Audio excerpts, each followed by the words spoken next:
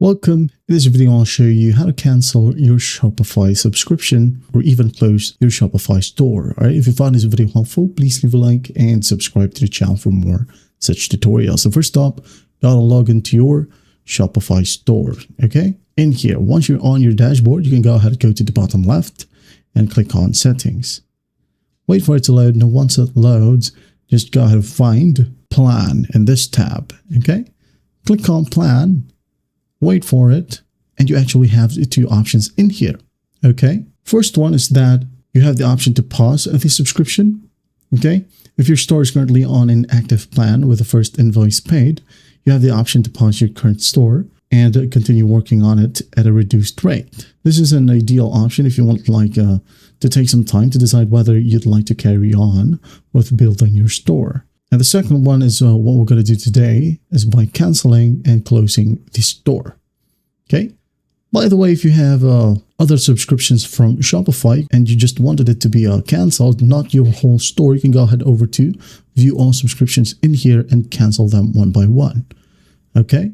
If not, you can go back and click on cancel subscription. Just click on it.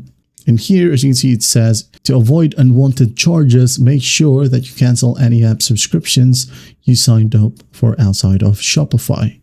Okay. Cancel additional stores connected to your account and turn off renewals for any domains with Shopify. Okay. So once that's done, if you're sure, you can go and tick on this checkbox, hit on continue. And in here, what is the main reason? Just go and select the reason. Maybe I was just testing Shopify and then hit on continue. And it says here, your store will close and access to your data will be lost, but it will be available if you are subscribed. Okay. Just cancel.